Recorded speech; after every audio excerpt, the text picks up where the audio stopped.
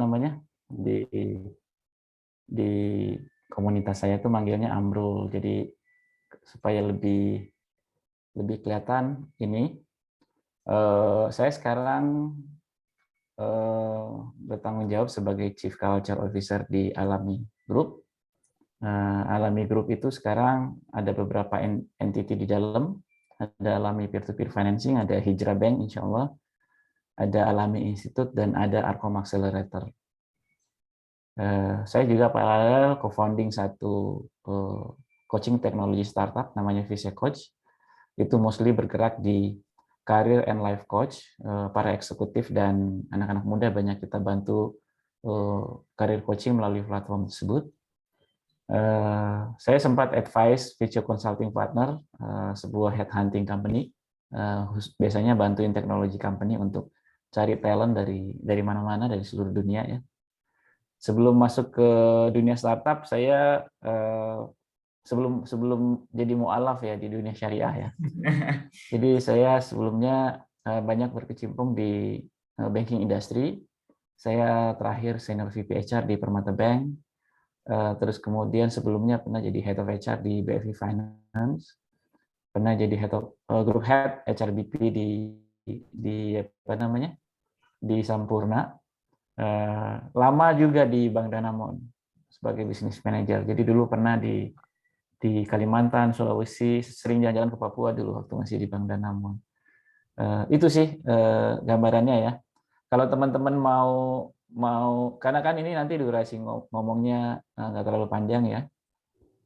Beberapa kali saya diinterview di podcast, itu ada konten yang bisa didengar, ada di Spotify, bisa cari di 30 Days of Lunch, yang apa namanya, episode 90 itu yang episode terakhir kemarin, itu saya sharing di sana. Teman-teman bisa dengar bagaimana kita membangun barakah culture di Alami Group. Sama di Inspigo juga, Inspigo sempat di interview di sana, membahas mengenai success story Alami Group mengimplementasi 4 hari kerja gitu. Jadi kita jadi perusahaan pertama di Indonesia yang mengimplementasi 4 hari kerja. Jadi sekarang lagi tren di US dan di Europe juga. Itu teman-teman perkenalan ya. Mudah-mudahan makin kenal, makin akrab, bisa diskus ya. Makin akrab, benar. Terima kasih Kak Amrul atas perkenalan. Waduh, kalian sendiri tadi keren banget CV-nya. Wah, jadi ini teman-teman jangan lewatin kesempatannya nih. Kebetulan ada Kak Amrul yang udah di dunia profesional, bisa dibilang sudah paham tentang startup atau seperti atau sebagainya, dan dulu sempat di bank dan di HR. Jadi ayo nanti setelah acara materi bisa tanya ini, mumpung ada Kak Amrul, bisa ngeluangin waktu untuk kalian. Terima kasih Kak Amrul. Mungkin without further ado, kita coba langsung aja masuk ke pembukaan. Mungkin admin bisa share screen, biar nanti saya bisa ngejelasin rules dulu sebelum kita mulai acara intinya.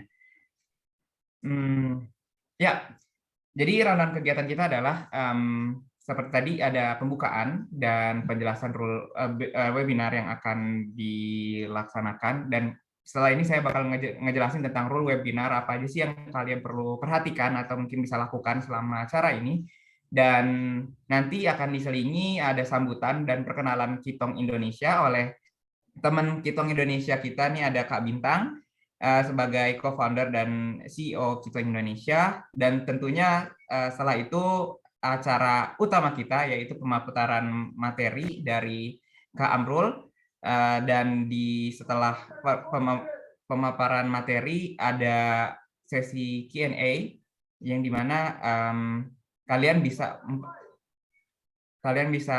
nanyain pertanyaan-pertanyaan kalian, dan ini kesempatan kalian untuk bisa langsung bertanya ke orang profesional seperti Kak Amrul di sini, dan diakhiri dengan closing statement dan penutup.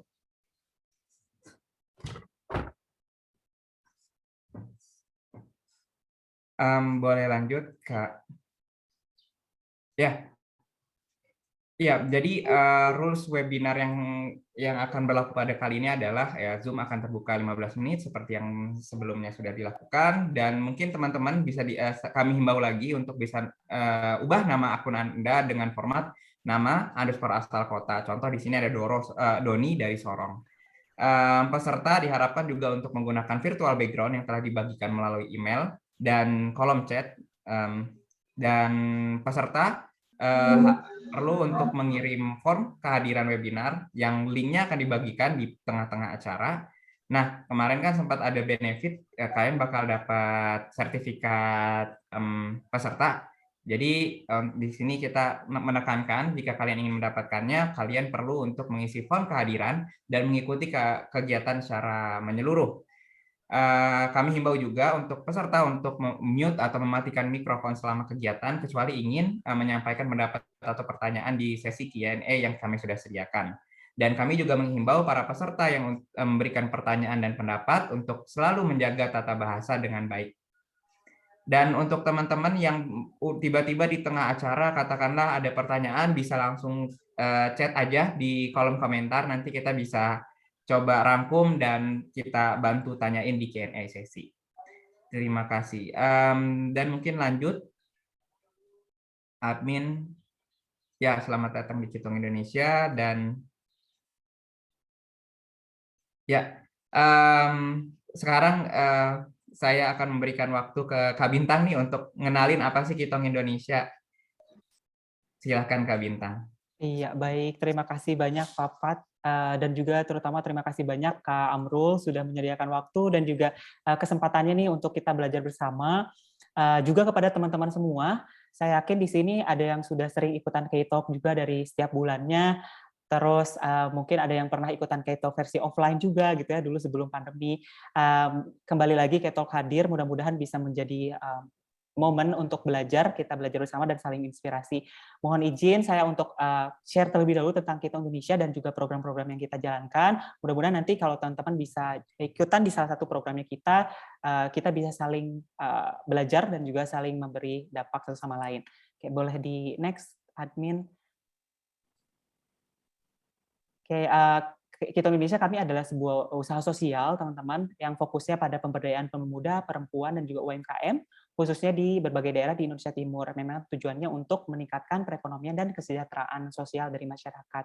Dan visi dari Kita Indonesia adalah untuk membangun ekosistem kewirausahaan yang berkelanjutan, yang mengedepankan kearifan lokal bagi pengusaha-pengusaha yang ada di Indonesia Timur, terutama generasi mudanya dan juga perempuan. Oke, boleh di next lagi. Pendekatan kita sebetulnya ada 4. Jadi kalau teman-teman nanti mampir ke media sosial Kita Indonesia, kita ada berbagai macam program. Yang pertama itu kita ada program pelatihan dan juga pendampingan usaha, terutama untuk teman-teman yang ada di Indonesia Timur. Kemudian juga ada pengembangan produk, akses ke finansial, dan juga akses pasar melalui produk-produk lokal dari Indonesia Timur yang kita bantu untuk pasarkan lebih luas lagi ke seluruh Indonesia. Jadi nanti saya akan perkenalkan beberapa produknya Kita Indonesia kalau teman-teman di sini tertarik. Boleh di next. Oke, nah ini program yang teman-teman bisa ikuti. Sebetulnya semua program ini tersedia secara gratis dan terbuka untuk semua. Yang pertama itu Kitong Talk, kita selenggarakan 2 kali setiap bulan dalam format webinar yang seperti sekarang, dan juga ada format IG Live yang tujuannya untuk memberikan inspirasi dan juga memberikan ruang untuk berdiskusi dan belajar, terutama topiknya seputar tentang kewirausahaan atau entrepreneurship, seperti itu. Dan yang kedua, kita ada Kitong Business Bootcamp yang akan kita jalankan per tahun ini juga. Setiap tahunnya kita sudah menjalankan Kitong Business Bootcamp untuk level beginner, jadi untuk yang level masih mau memulai usaha seperti itu, terutama untuk generasi muda, perempuan, dan juga UMKM, nanti silakan untuk ikut. Rencananya tahun ini kita akan selenggarakan untuk level beginner dan juga level advance untuk teman-teman yang sudah memulai usaha. Kemudian yang ketiga ada Kitong Business Mentoring, ini juga program baru di mana setiap bulannya kita menyediakan waktu untuk 5 UMKM yang dipilih dan mendaftar kepada kita untuk kita diskusi, menjadi teman diskusi lah gitu secara online bersama para mentor yang ada di Kitong Indonesia maupun para mitra kami dari Kitong Indonesia, seperti itu. Jadi nanti silahkan teman-teman kalau memang tertarik bisa daftar. Boleh di next.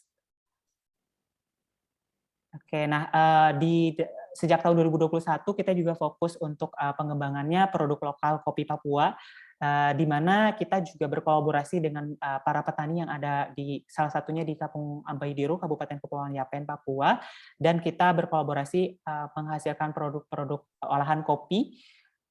Jadi untuk teman-teman nanti bisa lihat beberapa produknya kita, boleh di next lagi.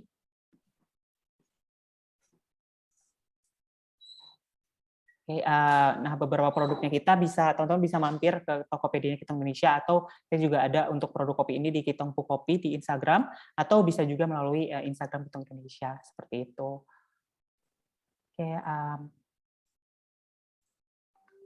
Oke, untuk informasi lebih lanjut, silakan nanti teman-teman boleh kontak ke nomor tersebut. Itu adalah nomor customer service-nya dari Kitong Indonesia. Kalau memang ada pertanyaan tentang program jasa maupun program atau produk-produk dari Kitong Indonesia, boleh ditanyakan juga, atau bisa ke website kitong.id dan juga media sosial Kitong Indonesia. Mungkin segitu aja perkenalan singkat dari saya. Mudah-mudahan jadi semakin kenal nih dengan Kitong Indonesia dan juga bisa berkolaborasi lebih lanjut lagi. Untuk selanjutnya, saya kembalikan ke moderator, Papat, silahkan. Ya, terima kasih Kak Bintang udah memperkenalkan Kitong Indonesia. Ya, jadi teman-teman jangan lupa coba follow IG atau YouTube atau LinkedIn dan Facebook Kitong Indonesia buat lebih tahu nih tentang produk-produk dan updatean lebih lanjut ke depannya. Admin boleh next. Ya, seperti yang disebutkan juga dan kalian bisa lihat di poster-poster yang sudah disebarkan di sosial media kami akan mengadakan Instagram Challenge. Jadi teman-teman harap hati-hati dan coba siapkan pikiran, karena ini adalah challenge yang kalian akan dapat hadiah. Gimana sih caranya? Caranya gampang. Jadi kalian share pengalaman kamu atau kalian di Kitol kali ini di Instagram Story dengan mention @Kitong Indonesia, Kitong Pu Kopi, Amrullah Tahat Alami Syariah dengan hashtag Kitol 2022, dan 2 orang dari kalian yang beruntung akan menjadi pemenang dan akan mendapatkan bingkisan menarik dari Kitong Indonesia. So teman-teman jangan lupa nih, screenshot dulu aja, takut lupa. Jadi nanti kalian bisa di akhir acara sharing tentang apa sih yang kalian dapat dari kita kali ini. Oke, nah ini teman-teman pasti udah pada nggak sabaran nih Kak Amrul untuk dengerin materi dari Kak Amrul langsung. Jadi mungkin kita langsung ke acara inti saja. Hobi saya adalah merajut, tapi saya juga suka makan. Tanpa membuang waktu lebih lanjut, waktu dan tempat kami sediakan. Siap. Bismillah. Assalamualaikum warahmatullahi wabarakatuh. Waalaikumsalam warahmatullahi. Terima kasih banyak ya udah diundang. Sama-sama Kak. Apa namanya, sangat menyenangkan bisa ketemu dengan teman-teman Kitong Indonesia dari seluruh Indonesia ya ini ya. Iya Kak, benar. Dari ujung ke Ya, ujung. mudah-mudahan silaturahmi ini nanti bisa membawa manfaat. Jadi saya diminta membawakan materi ini sesuai dengan TOR, jadi saya akan share beberapa. Mudah-mudahan ini bisa jadi informasi yang berguna dan mungkin bisa jadi apa namanya, bisa jadi trigger untuk berdiskusi. Kalau perkenalan tadi udah ya, ini adalah background saya, sehari-hari kerjanya apa. Tadi kalau nggak di cover dalam diskusi ini, nanti tinggal dengar aja lewat podcast ini, mungkin dapat sesuatu yang berguna juga. Nah, saya mau memulainya dengan ini, berbicara tentang ekonomi syariah di kitab suci agama Islam tuh banyak sekali ya. Jadi sebelum saya orang nyebutnya hijrah ke syariah finance ya, dulu saya lama di konvensional. Saya bagian dari masyarakat Indonesia sebenarnya yang nggak terpapar literasi ekonomi syariah, tapi setelah banyak membaca akhirnya dapat informasi. Kalau di Al-Quran sendiri, ini adalah salah satu landasan kenapa kita harus bertransaksi secara syar'i. Karena ada perintah bahwa, wahai orang-orang beriman, janganlah kamu saling memakan harta sesamamu dengan cara yang batil. Tapi kecuali dalam perdagangan yang berlaku atas dasar suka sama suka di antara kamu. Dan janganlah kamu membunuh dirimu, sungguh Allah Maha Penyayang kepadamu. Jadi sebenarnya udah ada aturan bahwa kita bermuamalah atau bertransaksi itu harus dengan cara-cara yang benar, nggak boleh dengan cara-cara yang batil. Dalam keuangan syariah sendiri ada larangan-larangan dasar. Jadi seluruh transaksi, seluruh kegiatan muamalah perekonomian itu sebenarnya pada dasarnya boleh, kecuali ada larangan atasnya. Nah, dalam dasar-dasar keuangan syariah itu jelas bahwa ada beberapa larangan dasarnya. Yang pertama, no haram gitu. Jadi transaksi yang dilakukan tidak melibatkan barang-barang yang haram. Yang kedua, no riba. Tidak berpotensi mengeksploitasi orang lain, pihak lain. No garar. Transaksi harus jelas akadnya sehingga tidak berpotensi konflik. No maisir. Jadi transaksi tidak mengandung spekulasi. Kan sekarang banyak sekali transaksi spekulasi yang merugikan masyarakat. Makanya Satgas waspada investasi bodong di OJK itu sangat aktif itu menyebar ke masyarakat. No darar, transaksi tidak berpotensi menyakiti pihak yang bertransaksi. Dan no zolum, transaksi tidak mengandung kesoliman.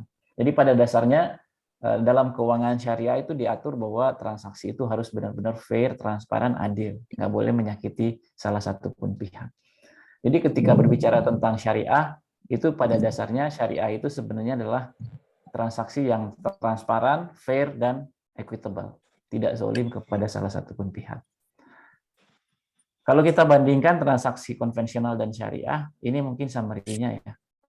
Jadi kalau transaksi konvensional umumnya mengedepankan ego, sementara syariah itu lebih mengedepankan transaksi yang berkah sebenarnya.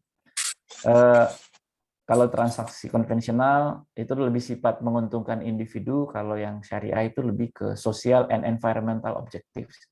Transaksi keuangan syariah itu lebih environmental friendly sama social friendly gitu sebenarnya. Terus non-ethical versus ethical, transaksi keuangan syariah itu sangat mengedepankan etika. Profit versus barokah oriented. Kalau transaksi konvensional sangat bernuansa profit, cuan gitu.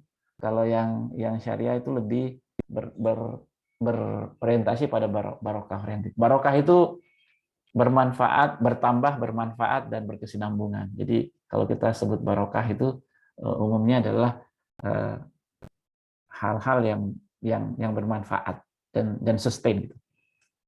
Terus kemudian debt versus equity centric, ini adalah kayak sifatnya utang piutang versus penyertaan modal atau sirko gitu. Jadi transaksi syariah umumnya lebih banyak ke kayak penyertaan ya. Jadi ikut menanggung kerugian atau mendapatkan keuntungan dalam setiap penyertaan modal. Transaksi syariah pasti lebih transparan. Dan ini scarcity versus abundance. Kalau konvensional tuh cuan profit biasanya nggak akan habis, kayak nggak ada ujungnya. Tapi kalau syariah itu umumnya karena mencari barokah lebih abundance gitu, lebih sering kita merasa berkecukupan.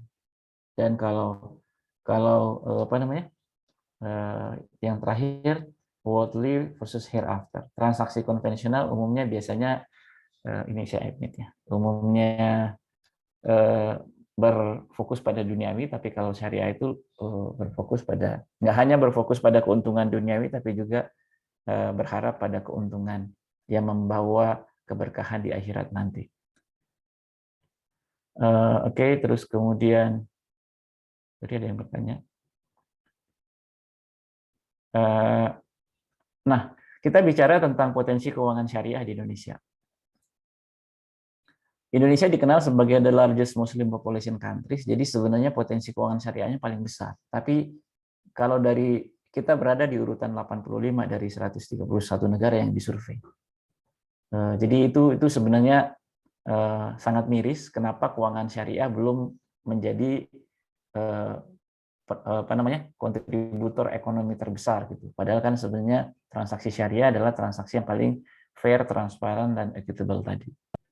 UMKM belum mendapatkan modal dari perbankan itu 69,5%, sementara potensinya adalah 165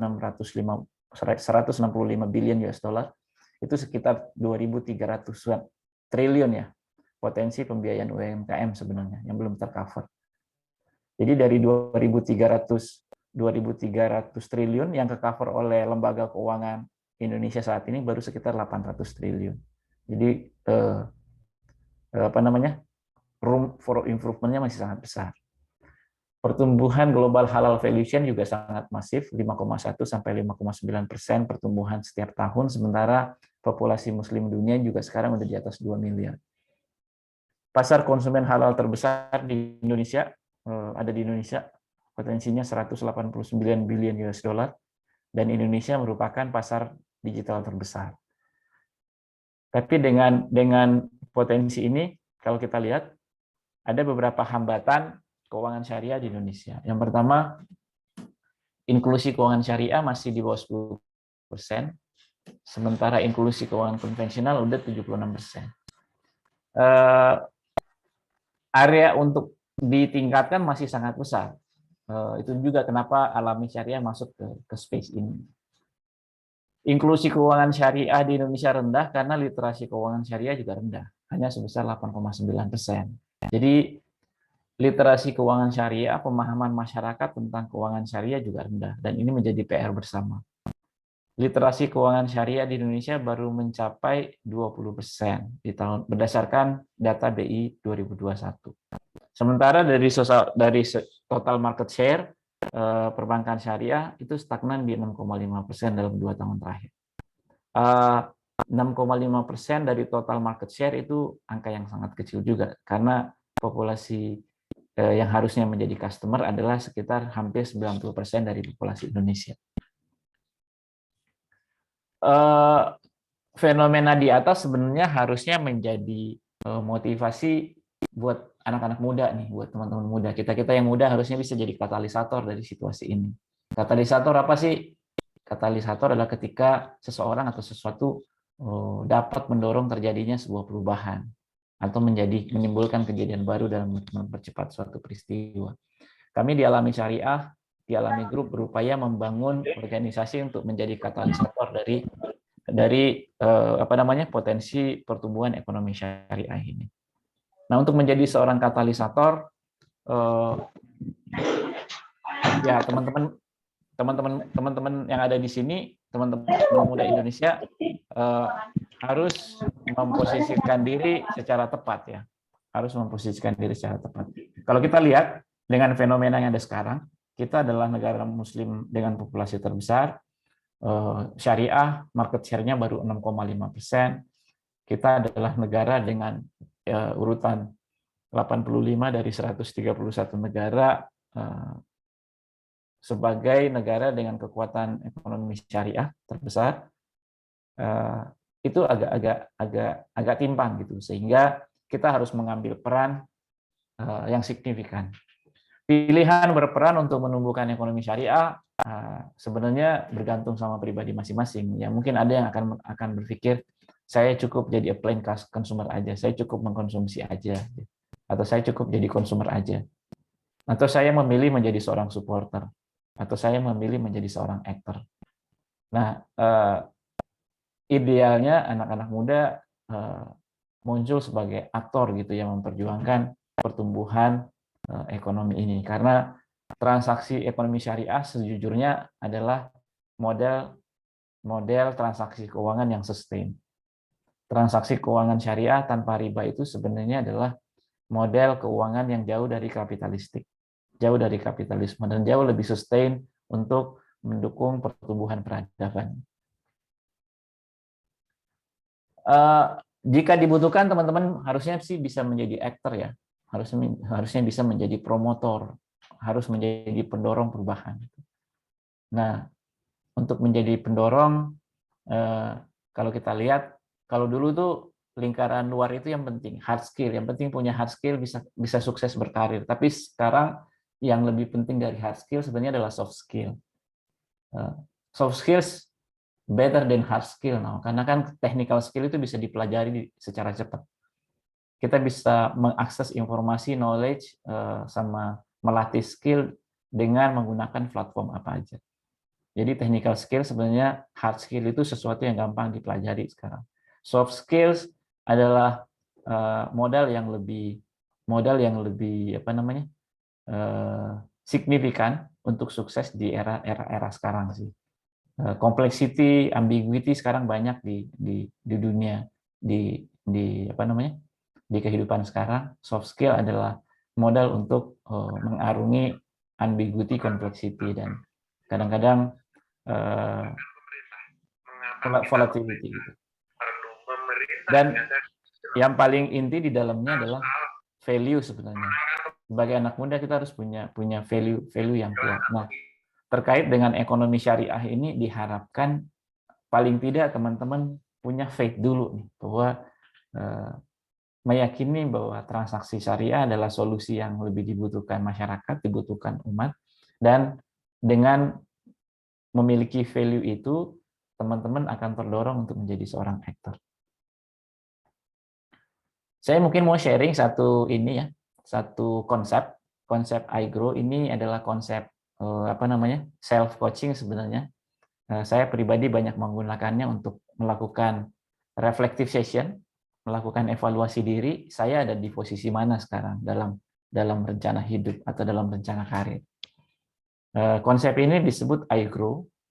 iGrow itu adalah I-nya adalah intention, G-nya adalah goal, R-nya adalah reality, O adalah option, dan W-nya adalah will atau way forward. Framework ini bisa digunakan untuk melakukan self-coaching. Kita bisa secara rutin mempertanyakan ini ke diri sendiri.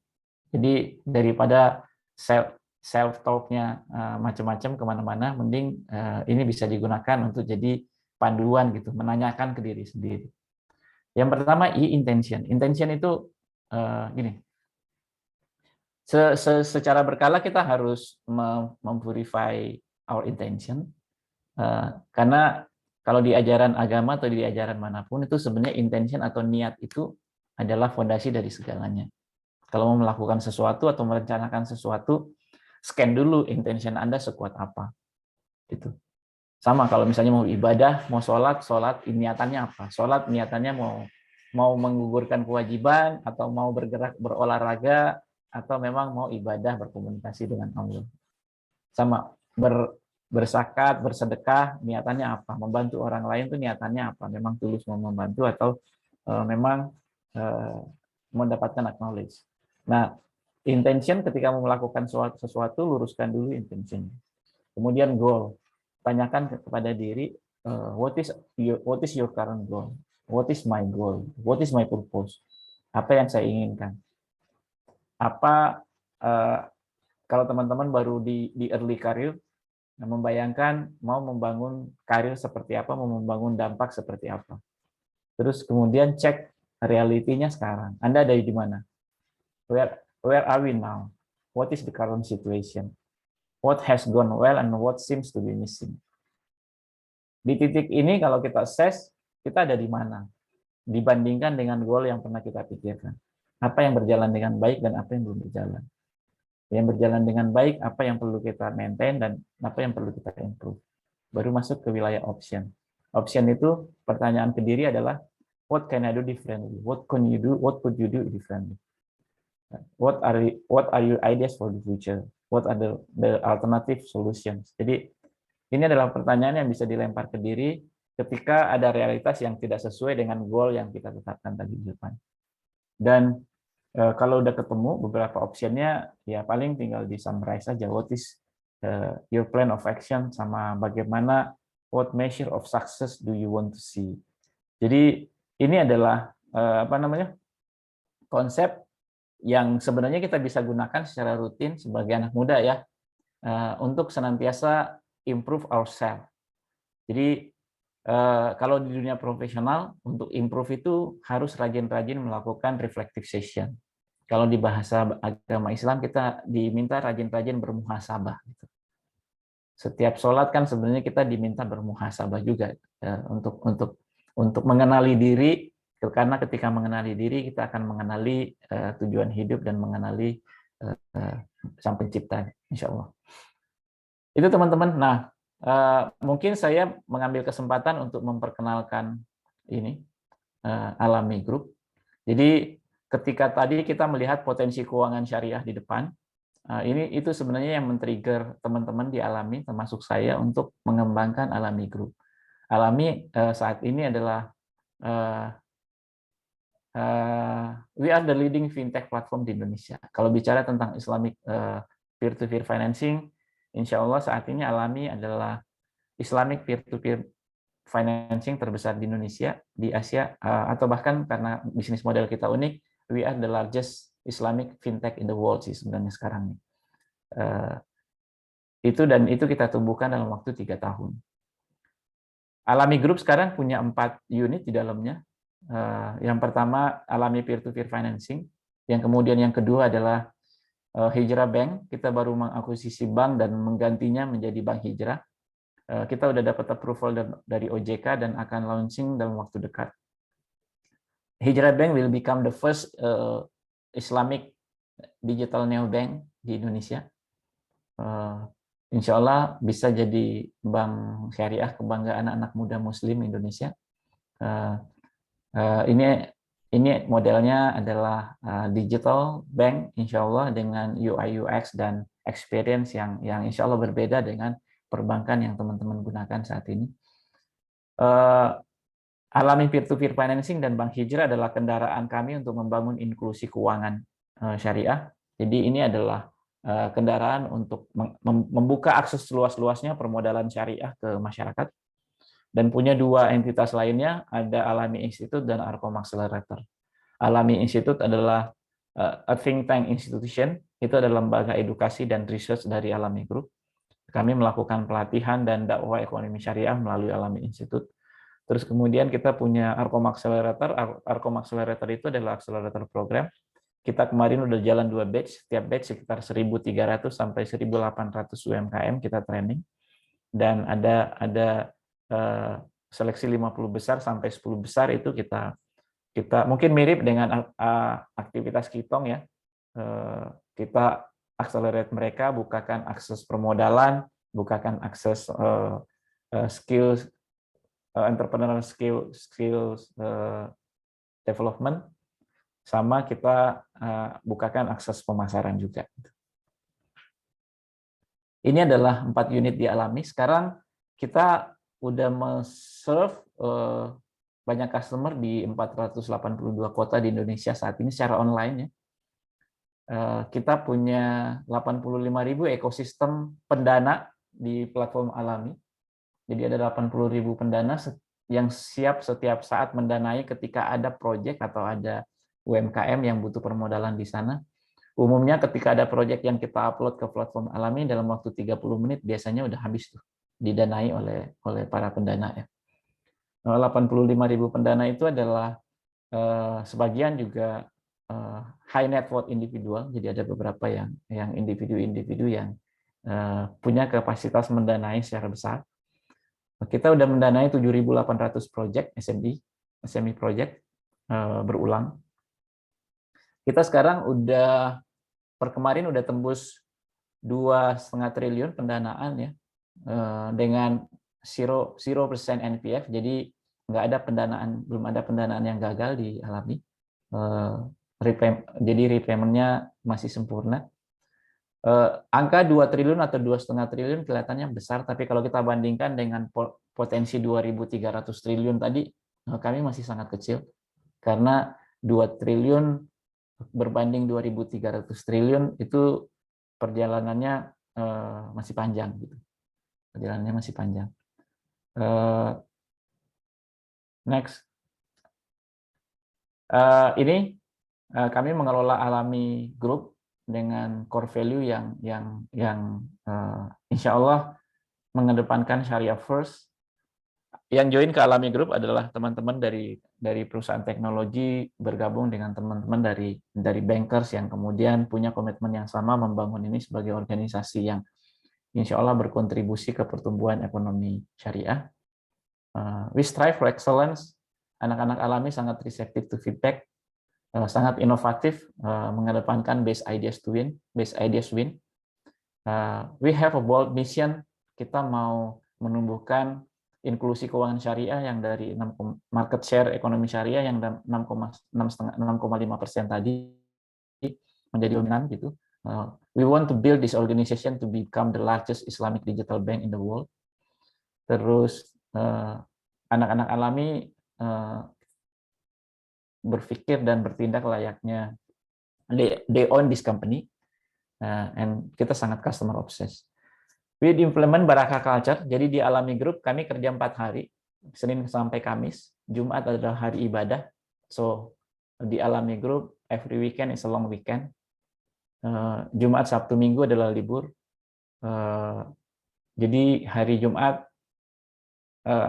teman-teman Alami nggak formally bekerja, tapi hari Jumat itu kita gunakan untuk reflective session, muhasabah, memperbanyak silaturahmi, personal development di sana, dan kemudian juga pastinya kan Jumat hari ibadah. Buat teman-teman yang Muslim, hari Jumat adalah hari yang harus dimaksimalkan. We grow everywhere, kami kerja dari mana aja, secara permanen di Alami Group, work from anywhere. Teman-teman kita lebih dari 50% kerja dari luar Jabodetabek, ada beberapa yang kerja dari Sulawesi, saya nggak tahu apakah ada yang kerja dari Papua juga, pulang kampung gitu. Banyak yang kerja dari Jawa Timur, Jawa Tengah, Jogja, Bandung, Sumatera. Ada yang kerja dari Kuala Lumpur juga, dari Singapura, beberapa talent kita. Ada yang kerja dari UK, dan ada juga yang kerja dari Silicon Valley ya, US, beberapa orang teknologi kita. Jadi bisa kerja dari manapun, dari seluruh penjuru dunia. Yang penting punya misi yang sama, mau membangun ekonomi syariah di Indonesia. Kita mengimplementasi Birrul Walidain Allowance, jadi orang tua karyawan kita berikan tunjangan masing-masing 10 juta. Jadi setiap karyawan Alami diberikan tunjangan 10 juta untuk diberikan kepada orang tuanya. Itu karena selama ini kita miris, anak-anak muda suka mentraktir temannya lebih mahal daripada mentraktir orang tuanya. Gitu. Jadi dengan memberikan Birrul Walidain Allowance, kami sekarang punya 400 lebih karyawan. Idenya simple, kalau kita membahagiakan ibu karyawan, satu doa ibu mendoakan Alami dan doanya tembus ke langit, insya Allah itu keberkahan buat Alami. Mudah-mudahan 400 doa ibu karyawan Alami bisa tembus ke langit gitu, mengetuk pintu langit supaya Alami makin sukses. Gitu. Kita mengimplementasi gajian kapan aja, get paid your way, jadi karyawan Alami bisa minta gaji kapan aja. Kalau perusahaan lain biasanya gajian tanggal 25, di Alami itu bisa gajian kapan aja. Misalnya kerja tanggal 1 sampai tanggal 5 udah butuh gajinya, Anda bisa mengaksesnya. Atau tanggal 10 butuh gajinya, Anda bisa ngambil kapan aja. Atau tanggal 15 butuh gajinya, Anda bisa ambil kapan aja. Yang penting Anda udah bekerja dan gaji itu udah di-earn. Gitu. Gaji itu udah menjadi hak Anda. Karena apapun kita harus memastikan karyawan bisa mengakses ketika membutuhkan. Karena kalau kita nggak membukakan aksesnya, nanti karyawan bisa cari pinjaman ke rentenir atau ke pinjol atau kemana. Itu bisa membuat kehidupan pribadinya menjadi nggak sehat. Kalau kehidupan nggak sehat, nanti nggak bisa bekerja fokus dan nggak bisa perform juga di Alami. So di Alami Group, Barakah Culture kita bangun fokusnya untuk memberikan memberikan kesempatan untuk memanage the whole dimension of well-being karyawan. Gitu. Karena well-being itu adalah sehat secara fisik, mental, spiritual, sehat secara finansial, dan sehat secara sosial. Itu terus kemudian, nah buat teman-teman muda, kalau mau mencoba, cek ini titipan dari kantor ya. Nah, kalau ada mau cari karir, silakan cek ke karir page-nya Alami. Di Alami kami menyebutnya this is a beyond business organization. Di Alami kita bukan hanya mencari profit, tapi kita fokus ke memberi dampak kepada sesama. Kita ingin berdampak terhadap, mudah-mudahan bisa berkontribusi terhadap perubahan peradaban. Kalau teman-teman lihat tadi, 6,5% market share untuk ekonomi syariah itu sangat kecil untuk populasi muslim terbesar. Kami ingin menumbuhkan Islamic finance, kami ingin menumbuhkan transaksi ekonomi syariah, karena menumbuhkan ekonomi syariah adalah bagian dari berjuang untuk agama Allah juga gitu. So bekerja buat kami bukan hanya sekedar bekerja, tapi itu adalah ladang jihad. Itu teman-teman, kami punya 2 job opening yang apa namanya, yang agresif sekarang, Alami Syariah untuk peer to peer, dan kami lagi banyak cari untuk hijrah bank, hijrah karir. Kami lagi butuh 100 engineer. Kalau ada engineer, teman-teman bisa refer ke hijrah. Kami juga butuh banyak function lain. Silahkan di refer kalau memang ada yang mau berkolaborasi di membesarkan ekonomi syariah di Alami. Itu terima kasih banyak atas kesempatan sharingnya. Mudah-mudahan kita bisa silaturahmi ini membawa manfaat. Demikian, jazakumullah khairan. Assalamualaikum warahmatullahi wabarakatuh. Waalaikumsalam warahmatullahi wabarakatuh. Jazakumullah khairan kasiran juga, Kak Amrul, sangat menginspirasi, dan ya kita berharap ini jadi pionir yang membawa kemajuan Indonesia ke depannya, dan tentunya kemajuan ekonomi syariah ke depannya. Masya Allah, bismillah. Kak Amrul, saya boleh izin untuk membacakan maaf, pertanyaan dari teman-teman. Ini udah ada 3 pertanyaan, mungkin kita batasin sampai menit 55 aja ya Kak Amrul ya? Ya, siap-siap. Ya, oke. Untuk pertanyaan pertama, ini ada pertanyaan dari Kak Dahlan. Assalamualaikum warahmatullahi wabarakatuh. Mengapa bank syariah sampai saat ini masih sangat kurang diminati oleh masyarakat untuk melakukan transaksi perbankan? Sedangkan kita khususnya di Indonesia ini mayoritas Islam. Terima kasih. Siap, Mas Dahlan. Ada beberapa hipotesis yang kami susun ketika membangun Alami Group. Yang pertama, karena ekosistem perbankan syariah atau lembaga keuangan syariah masih sangat kecil, itu membuat orang sebutnya cost of fund ya. Jadi yang pertama literasi dulu. Literasi di Indonesia memang rendah, dan lembaga keuangan konvensional itu udah punya network yang luas dan juga punya kemampuan memberikan rate yang rendah karena mereka punya cost of fund yang lebih murah karena ekosistem customer-nya udah besar. Itu yang pertama. Sehingga bank syariah rata-rata hadir dengan solusi atau produk yang relatively lebih tinggi biayanya dibanding konvensional. Tapi sebenarnya ini bisa di solve dengan cara memperbesar ekosistem. Kami di Alami Group membuka tadi dalam waktu singkat kita bisa mendapatkan 85.000 funders itu dengan menggunakan teknologi. Satu hipotesis juga yang muncul adalah selama ini yang mau masuk ke bank syariah itu adalah talent dengan jadi kalau kita klasifikasi talent kan biasanya talent tier 1 itu masuk ke company-company besar gitu, atau company kalau di banking industry masuknya ke bank-bank besar. Talent kelas 2 masuk ke mid size bank, talent kelas 3 masuk ke baru mungkin bersebaran gitu ke bank syariah. Kami mencoba merevolutionize situasi itu dengan cara kita menghadirkan talent terbaik dari unicorn, decacorn company, technology company. Kita mencari teman-teman yang bertebaran lagi sekolah di luar negeri atau di mana, kita coba ajak ngobrol yang mau berjuang untuk ekonomi syariah. Alhamdulillah ada beberapa yang berminat, termasuk salah satu teknologi advisor kita yang akan jadi upcoming CTO, itu udah 10 tahun di Silicon Valley gitu. Kita ajak ngobrol, begitu kita diskusi mengenai misi membangun ekonomi syariah, mau membangun syariah digital bank, mereka mau untuk ikut berkontribusi. Jadi solusi yang bisa kita bangun adalah bangun teknologi yang keren, sehingga bisa menjangkau customer yang luas. Dengan cara itu masyarakat akan mengakses permodalan yang lebih murah. Gitu, seperti itu. Dan karena sekarang trennya memang lebih ke digital bank, insya Allah akan makin banyak bermunculan platform syariah yang bisa diakses juga oleh teman-teman di seluruh penjuru Indonesia ya. Itu mungkin kalau bisa menjawab.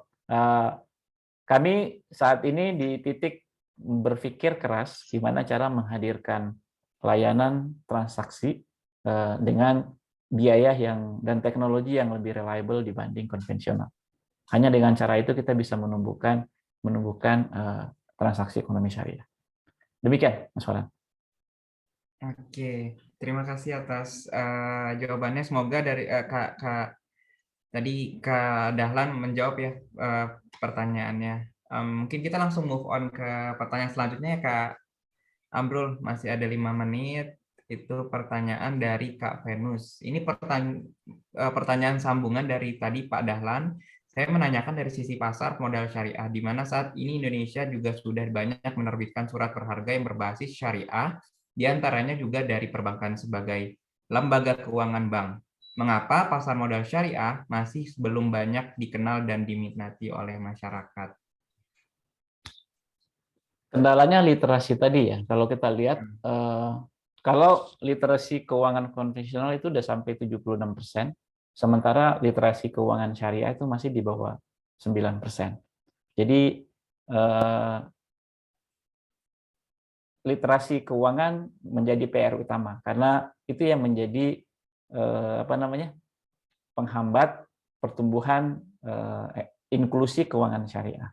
Jadi yang kita pikirkan adalah meningkatkan literasinya dulu. Itu dia kenapa kami membangun Alami Institute dan Arkom Accelerator, karena selain membangun Alami Peer-to-Peer dan Hijrah Bank sebagai kendaraan untuk berkontribusi mengembangkan inklusi ke ekonomi syariah, kami juga membangun Alami Institute dan Arkom Accelerator untuk meningkatkan literasi ekonomi syariah gitu. Jadi yang pertama yang harus di-solve dulu adalah literasinya harus meningkat dulu. Terus kemudian habis itu bangun ekosistemnya. Bangun ekosistem yang besar. Setelah terbangun ekosistem yang besar, masyarakat akan mampu menjangkau akses keuangan syariah yang jauh lebih murah gitu, jauh lebih efisien. Nah, saat ini pemerintah melalui instruksi Pak Jokowi yang sekarang membangun masyarakat ekonomi syariah dan Komite Nasional Ekonomi Syariah yang diketuai oleh Pak Ma'ruf Amin, itu kemudian akan membangun blueprint pengembangan ekonomi syariah. Dan dalam waktu beberapa tahun ke depan, komitmen Indonesia adalah menjadi pusat ekonomi syariah dunia. Dan di titik itu idealnya kita penetrasi keuangan syariah, inklusinya harusnya udah di atas 50%. Seperti itu. Inklusi keuangan syariah itu bukan hanya perbankan, tapi termasuk pasar modal syariah. Demikian, Mas Farhan. Oke, Masya Allah ya. Berarti literasi memang benar-benar PR utama. Mungkin nggak ke Alami juga, cuman kita juga perlu berkontribusi ya Kak Amrul ya untuk saling mengenalkan ke teman-teman tentang ekonomi syariah ini, sharing. Saya termasuk salah satu contoh yang terlambat mendapatkan literasi ekonomi syariah gitu. Jadi saya lebih dari 15 tahun membesarkan lembaga keuangan konvensional. Dan kemudian baru terpikir dan baru dapat hidayah ya setelah 15 tahun berkarir di bank konvensional. Baru kemudian menyadari bahwa solusi yang dibutuhkan masyarakat adalah Islamic finance atau Islamic syariah transaction gitu. Bank syariah, karena di syariah itulah berlangsung transaksi yang adil, transparan, dan equitable tadi. Dan insya Allah, karena orientasi kita kan bukan hanya orientasi mendapatkan keuntungan duniawi, tapi juga kita mau menjalankan muamalah di dunia, tapi nanti mau mendapatkan berkah juga dan kehidupan akhirat yang lebih baik. Gitu. Seperti itu. Luar biasa. Ini mohon maaf untuk mengingatkan waktu, ini tadi sampai menit 55. Ini boleh Papa tanya satu pertanyaan lagi, atau mungkin teman-teman yang pertanyaannya belum bisa terjawab, apakah bisa nanti lewat email atau semacamnya, untuk nanti mungkin di lain waktu Kak Amrul bisa ngejawabnya, atau seperti apa? Boleh lewat ini ya. Saya jam 3 kebetulan ada event lagi. Nanti bisa chat saya lewat email atau lewat LinkedIn atau Instagram, silakan. Saya open untuk diskusi bisa me-reach out ke teman-teman alami juga. Nanti kapan-kapan kalau ada event kita juga bisa share ya. Siapa tahu teman-teman alami bisa kolaborasi juga sama Kitong gitu untuk bikin event. Benar, luar biasa. Jadi teman-teman mohon maaf nih untuk pertanyaan yang belum bisa dijawab. Jadi mungkin tadi bisa di lebih jelas. Bisa nanti chat aja ke LinkedIn, Instagram atau teman ke sosial medianya Alami ya untuk bertanya dan insya Allah nanti dibantu untuk menjawab pertanyaan-pertanyaan yang belum sempat terjawab. Atau nanti bisa follow IG-nya Alami ya Kak ya. Ya, Kalau silakan. IG-nya Alami itu apa ya Kak ya? Kita ada sebentar ya, ada cek Alami Syariah untuk Alami dan ada untuk yang Hijrah Bank ikut Hijrah. Oke, terima kasih. Jadi teman-teman ya yang mau lebih tahu dan stay updated buat event-event seru dari Alami dan Hijrah Bank bisa follow IG-nya. Mungkin sekarang ya, takut lupa nanti kalau diundur-undur. Oke. Sekali lagi mohon maaf kepada teman-teman yang belum bisa dijawab pertanyaannya. Lagi tadi bisa di approach, bisa ditanyain di sosial media Kak Amrul di LinkedIn atau Instagram dan bisa juga ditanyakan di sosial media Alami. Insya Allah nanti bakal dibantu sama tim Alami atau Kak Amrul untuk menjawabnya. Sebelum penutupan nih Kak, saya boleh izin kita foto bareng nih sama teman-teman sini. Siap. Oke, jadi teman-teman, ayo mumpung nih kita bisa foto sama Kak Amrul kapan lagi. Siapa tahu nanti ide atau kesuksesannya bisa nular lah ke kita, insya Allah. Insya Allah pasti anak muda lebih bagus nanti. Amin. Boleh kita tunggu 1 menit, boleh ya Kak ya? 1 menit teman-teman untuk buka video kamera kalian untuk kita nanti foto bareng. Dan mungkin nanti bisa kalian jadiin challenge buat challenge yang tadi sebelumnya sudah disebutkan dan bisa dapat kesempatan untuk dapat hadiah dari situ. Ayo teman-teman ditunggu 1 menit, menit 56. Buka kamera kalian sebentar, kita foto bersama. Baik, boleh admin untuk bisa foto atau screenshot layarnya. 1, 2, 3. 1, 2, 3. 1, 2, 3. Saya rasa cukup. Terima kasih banyak nih Kak Amrul. Saya excited banget dan sebenarnya saya juga banyak pertanyaan nih dan mungkin nanti next-nya bisa lewat sosial media dan lainnya. Saya dari sebagai pembawa acara, mohon maaf kalau ada salah kata Kak. Dan semoga kita di sini sama-sama teman-teman Kitong dan teman-teman yang ikut hadir sama-sama lah kita berjuang dengan doa-doa kita. Apalagi sekarang Ramadan, insya Allah ini bisa menjadi pembawa Indonesia ke depan lah, maksudnya untuk di bidang ekonomi syariah. Siap. Terima kasih. Terima kasih. Gak apa-apa, kontak saya nanti dibagi ya. Saya boleh pamit duluan ya, teman-teman. Ya, terima kasih Kak Amrul. Assalamualaikum. Waalaikumsalam warahmatullahi wabarakatuh. Nah, boleh nih buat teman-teman nanti pertanyaannya saya udah dapat izin untuk bisa ngasih kontak LinkedIn atau mungkin langsung aja ya di search di LinkedIn Amrul Otahat itu bisa nanti diklik, di follow dan nanti bisa langsung di chat. Insya Allah nanti beliau bisa menjawabnya. Sekian untuk acara ini.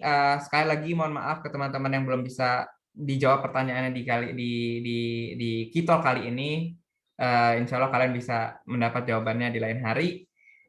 Dan saya sebagai pembawa acara sekaligus perwakilan dari Kitong Indonesia, mohon maaf jika ada salah kata dan mungkin sedikit kesimpulan ya. Jadi intinya ekonomi syariah ini adalah salah satu yang sebenarnya bisa dibilang udah terakui gitu ya. Maksudnya kita udah tahu bahwa di Islam diajarkan ekonomi syariah itu udah diajarkan dari zaman Rasulullah. Itu pun udah berapa 1000 belasan ribu tahun yang lalu gitu. Dan tentunya dilihat dari kesuksesan Rasulullah dalam berekonomi, ini adalah sesuatu yang benar-benar bisa gunakan nih untuk kita bisa membangkitkan umat Islam sampai di saat ini gitu. Dan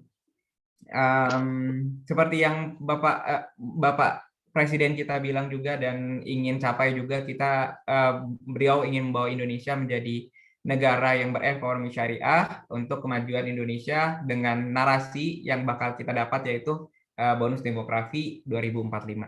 Semoga ini berguna bagi kalian. Sekali lagi, jika ada salah kata mohon maaf. Sekian dari saya. Wassalamualaikum warahmatullahi wabarakatuh. Oh ya, buat teman-teman yang belum klik link link hadir, masih bisa nggak Kak Bintang untuk ngeklik linknya? Bisa diklik linknya? Iya, masih bisa. Link absennya ya. Ini saya coba copy paste lagi. Silahkan buat teman-teman yang belum absen, nanti bisa klik aja. Siapa tahu bisa dapat sertifikat untuk keikutan acara. Terima kasih. Kita ada 1 menit lagi. Saya harap ini berguna bagi kalian dan